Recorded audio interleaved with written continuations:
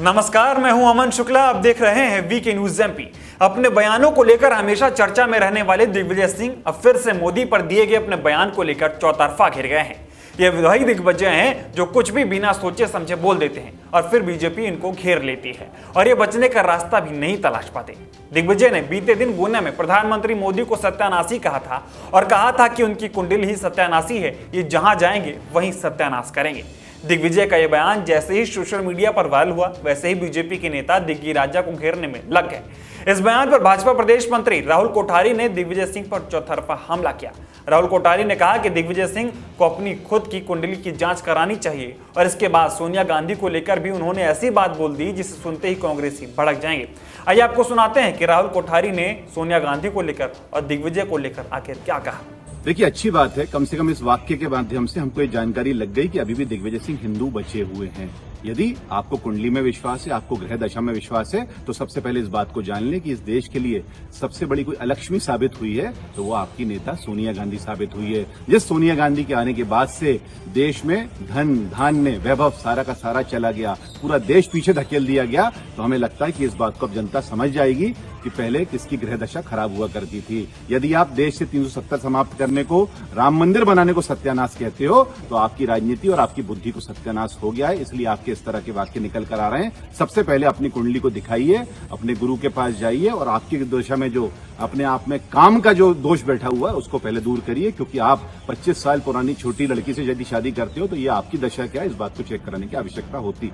दरअसल जब मीडिया ने राहुल कोठारी से दिग्विजय को लेकर सवाल पूछा तो भड़के कोठारी ने उन्हें जमकर धोया।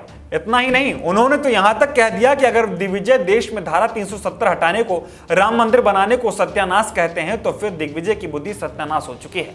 इसलिए उन्हें खुद की बुद्धि को पंडित को जाकर और अपनी कुंडली को पंडित को जाकर दिखाना चाहिए। साथ ही सोनिया को भी अलक्ष्मी बता दिया। बता दें कि दिग्विजय महंगाई को लेकर सरकार को घेर रहे थे, लेकिन बोलते बोलते वो मोदी पर हमलावर हो गए और उन्होंने उनको सत्यानाशी कह दिया। आइए आपको सुनाते हैं दिग्विजय का वो बयान जिसको लेकर बवाल मचा हुआ है। सत्यानाश करेगा तो मोदी